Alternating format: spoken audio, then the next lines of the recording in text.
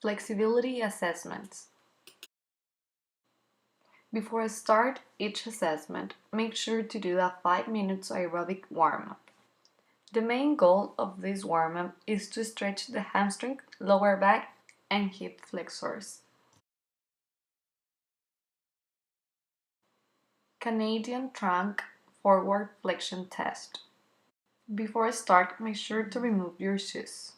Both feet are slightly apart and knees straight. Ensure knees are not bent. Also back straight, then inhale and exhale as you reach. Hands should be on top of each other and hold the position for 2 seconds. Do the test at least twice and record the best score of both. Please note that following the norms, a flexometer O point should be set at 23 centimeters, but in this case it is set at 26 centimeters. Therefore, subtract 3 from each value from the following table. This table shows the fitness category for trunk forward flexion using a sit and reach box by age and sex. For example, in this case, we got 41.5 centimeters. So we look between 20 to 29 years old and subtract 41 minus 3 would be 39, which is considered as excellent. YMCA Sit and Reach Test. This test is an alternative for Canadian trunk forward flexion test but in inches. The equipment we will use is a yardstick and some tape. To start, place the yardstick on the floor, then the tape across it with a right angle to the 15 inches mark. Remember, exhale as you reach.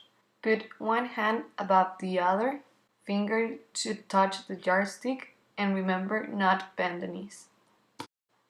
Place feet on tape H without shoes, about 10 to 12 inches apart, and hold the position for 2 seconds. Do the assessment at least twice and take the best of the two results. The following table shows the fitness categories for the YMCA Sit and Reach test by age and sex. According to the results, in this case, we got 20.5, so we look between 18 to 25 years old women and we are categorized as average. Shared Sit and Reach test. The purpose of this test is to assess lower body flexibility. This test is used for older adults due to the functional limitations. The equipment needed is a chair with seat height of 17 inches and a ruler. In this case, there is no need to remove shoes. Extend one leg with ankle dorsiflex and the other leg flat on the floor. Remember to exhale when you are reaching forward and hold the position for 2 seconds. If you couldn't be able to pass the big toe, the scores would be negative. Thomas test. The purpose of this test is to assess the flexibility of hip flexors, and the equipment we will use is only a mat.